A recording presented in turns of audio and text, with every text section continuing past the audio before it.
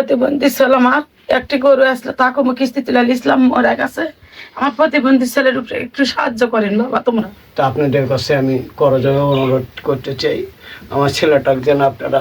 14 বছরের কিশোর মোহাম্মদ রুবেল আহমদ জন্ম থেকে হাঁটুর জয়েন্টের সমস্যায় ভুগছে। 2 পা স্বাভাবিক মানুষের তুলনায় বেশি বাঁকা, ফলে সে কখনোই স্বাভাবিকভাবে হাঁটতে পারেনি। এখন অবস্থার আরও অবনতি ঘটেছে, সে একেবারেই চলাফেরা করতে পারে না।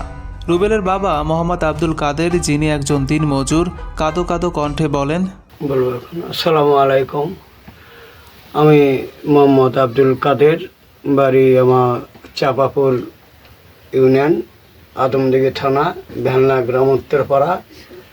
আমি সামান্য ছোটোখাটো একটা চায়ের দোকান করি। আমার এই ছেলেটা মানে পড়ে যাওয়া পা ভেঙে গেছে এবং পাও স্বাভাবিক মতো চলতে পারে না। তা আপনাদের কাছে আমি করজোড়ে অনুরোধ করতে চাই, আমার ছেলেটাকে যেন আপনারা দশে যেভাবে পারেন একটু সাহায্য করে ছেলেটাকে চিকিৎসা করার, দাঁড়ানা চলাফেরার মতো যাতে তৌফিক। আপনাদের দোয়া চাই, সাহায্য চাই, এই কামনা আপনাদের কাছে আমি চাচ্ছি। রুবেলের মা চোখের পানি মুছতে মুছতে বলেন, কমা আমার এই ছেলের চিকিৎসা করা লাগে বাবা, আমি টাকার অভাবে করে পেয়েছি না। সবাই আমাকে একটু সাহায্য করলে আমি এই ছেলেটা খারাপ করতে পারি। আসলো প্রতিবন্ধী ছিল আমার, একটি গরু আসলে তাকে আমি কিস্তি তুলে ইসলাম ওরা কাছে। আমার প্রতিবন্ধী ছেলের উপরে একটু সাহায্য করেন বাবা তোমরা। এদিকে চিকিৎসক জানিয়েছেন রুবেলের সুস্থভাবে হাঁটার জন্য জরুরি ভিত্তিতে সার্জারি প্রয়োজন, যার খরচ প্রায় 2 লক্ষ টাকা।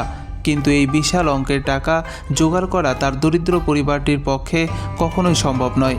রুবেল নিজেও এক আকুল আবেদন জানিয়ে বলে, বাবা তোমার নাম কি? রুবেল। বাড়ি? বাড়ি ভেলনা। বাবার নাম? কাদের। মায়ের নাম? রুজিনা।